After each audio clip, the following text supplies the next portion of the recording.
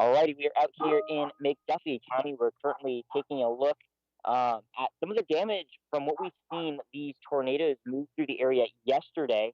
Now, we've been out with the National Weather Service from Columbia, both myself as well as First Alert meteorologist Mikel Hannah-Harding, and we are going to continue to kind of stick with the Weather Service as we go through this afternoon. But I want to talk a little bit about what we are seeing here on the ground. Of course, you guys have a bird's eye perspective with our drone that's currently up in the air. And as you guys can see, there's a lot of damage here on the ground. We have snapped and uprooted pine trees, and you may not be able to see the home that we're actually at, but there is plenty of damage to the roof itself with plenty of shingles that have been stripped away from the backside of this house. And yeah, just lots of shingles that have been kind of moved all over the place, uprooted both pine trees, hardwood trees.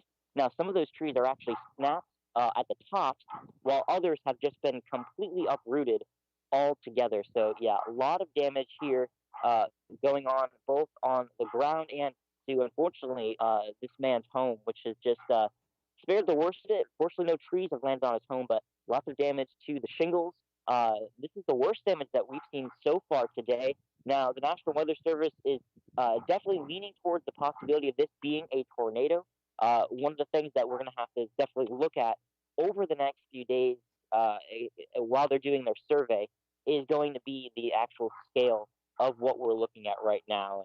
And this is the worst that we've seen so far today.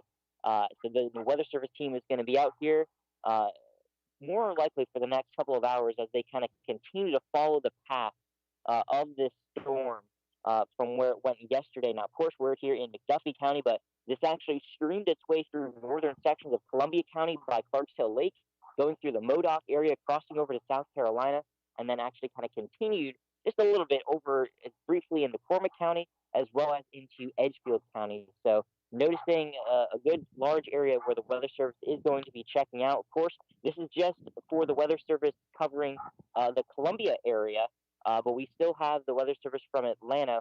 We'll see possibly if they're going to have to come out here and check out their viewing area. So, yeah, as you guys can see, lots of damage on the ground right now. We're going to stick with the National Weather Service in Columbia as they continue to do their survey here in McDuffie County. But very large pine trees, again, snapped either at the top or have completely just been uprooted by those strong winds of that tornado. So that's just something that we're going to be keeping a close eye on. We'll hopefully be able to determine at least hopefully a preliminary scale, hopefully pretty soon. But you guys are going to be the first to know that. We're out here in McDuffie County. We'll just leave you with this view currently of what we're seeing.